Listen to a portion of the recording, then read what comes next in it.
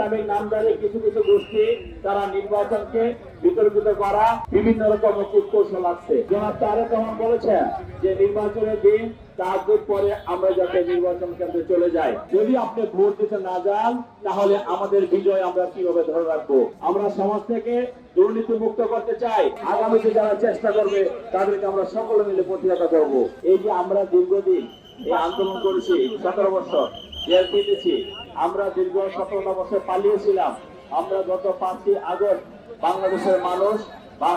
বাংলাদেশের মানুষকে ঐক্যবদ্ধ করে বিএনপির চেয়ারম্যান জনাব তারেক রহমান যে সফলতা পেয়েছে, ফ্যাসিবাদীরা বাংলাদেশ থেকে পালিয়েছে, সেই সফলতাকে ধরে রাখতে হলে আমাদের যদি আমরা আগামীতে সরকার গঠন না করতে পারি তাহলে কিন্তু আমাদের সফলতা থাকবে না। আমাদের সফলতা থাকবে না। কাজেই সরকার গঠন করার জন্য যে নিয়ামক শক্তি ভোট, সেই আমরা এখানকার ভোটাররা আছি, আমাদের এলাকার ভোটাররা আছি, আমাদের দলীয় নেতা কর্মীরা আছে।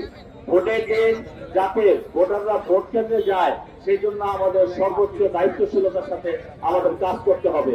আমাদের নেতা জনাব তারেক রহমান বলেছেন যে নির্বাচনের দিন তাহাজ্জুদ পরে আমরা যাতে নির্বাচন কেন্দ্রে চলে যাই, কারণ একটি ইসলামিক নামধারী একটি গোষ্ঠী ইসলামিক নামধারী কিছু কিছু গোষ্ঠী তারা নির্বাচনকে বিতর্কিত করা বা নির্বাচনকে ভিন্ন খাতে প্রবাহিত করার জন্য বিভিন্ন রকম কূটকৌশল আছে। আমরা বিশ্বাস করি জনস্রোতের কাছে কোনো কূটকৌশল থাকে। এই যে শেখ হাসিনা পালিয়ে গিয়েছে, ফ্যাসিবাদী হাসিনা পালিয়ে গিয়েছে, রাষ্ট্রের মেকানিজম সত্য তার হাতে ছিল না? কিন্তু সে কি টিকতে পেরেছে? এই আপনাদের আমাদের কারণে সে টিকতে পারেনি। জনস্রোতে হাসিনার দেশে বঙ্গোপসাগরে চলে গেছে না?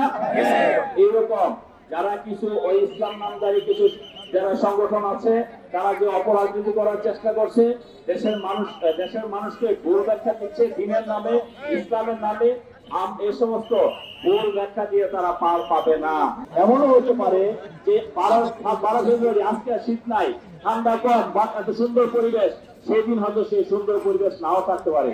যদি বৃষ্টি থাকে, যদি রোদ থাকে, যদি অতিরিক্ত শীত থাকে, যদি কুয়াশা থাকে, আপনারা যদি একজন ভোটারকে গিয়ে বলেন যে ভাই আপনাদের একটা ভোটটা দিয়ে যেতে হবে, এই 17 বছর আমরা সকলে মিলে যুদ্ধ করেছি এই ভোটাধিকারের জন্য, এই 17 বছর আমরা যুদ্ধ করেছি গণতন্ত্রের জন্য। আমাদের নেতা বিএনপির চেয়ারম্যান জনাব তারেক রহমান এই 17 বছর বিদেশে থেকেও মানুষকে ঐক্যবদ্ধ করেছে, সারা দেশের মানুষকে ঐক্যবদ্ধ করে জুলাই আগস্টে ছাত্র জনতা যে আন্দোলন, সেই আন্দোলনকে একসঙ্গে করে আমরা 5ই আগস্ট বিজয়ী হয়েছি। যদি আপনি ভোট দিতে না যান তাহলে আমাদের বিজয় আমরা কিভাবে ধরে রাখবো? যদি আপনি ভোট দিতে না যান আমাদের দেশের বিজয় আমরা কিভাবে ধরে রাখবো? দেশের উন্নয়ন আমরা কিভাবে করব? দেশের মানুষকে আমরা যে নিরাপত্তার বেষ্টনীতে রেখে রাখতে চাই সেই নিরাপত্তা কিভাবে রাখবো? আমরা সামাজিক নিরাপত্তা দিতে চাই, আমরা সমাজ থেকে দুর্নীতি মুক্ত করতে চাই, আমরা সমাজকে মাদক মুক্ত করতে চাই, কিশোরগঞ্জ মুক্ত করতে চাই, আমরা সমাজ থেকে সমস্ত দখলদার মুক্ত করতে চাই। এই যে আমাদের খিলক্ষেত এরিয়ায় আমাদের অনেকগুলো নতুন প্রজেক্ট হয়েছে না? এখানে কিন্তু অনেক রকম আপনারা সাধারণ মানুষরা অনেক বৈষম্যের শিকার হয়েছেন, এটা কি ঠিক? এই সমস্ত অপকর্মগুলো যারা করেছে, অতীত করেছে, এখনো করার চেষ্টা করছে, আগামীতে যারা চেষ্টা করবে তাদেরকে আমরা সকলে মিলে প্রতিহত করব। আমি আমার অধিকার সম্বন্ধে সচেতন থাকবো, আপনি আপনার অধিকার সম্বন্ধে সচেতন থাকবেন। আমরা যদি আমাদের নিজেদের অধিকার সম্বন্ধে সচেতন থাকি তাহলে যে কোনো অপশক্তি আপনাদের কাছে পরাজিত হতে বাধ্য। কাজেই আমি বক্তব্য দীর্ঘ করবো না, আমি শুধু বলতে চাই আমরা এই রাস্তাটা অনেক সরু রাস্তা, যার কারণে আমরা এখানে ইচ্ছা করলে একসঙ্গে সবাই মিছিল নিয়ে যেতে পারবো না।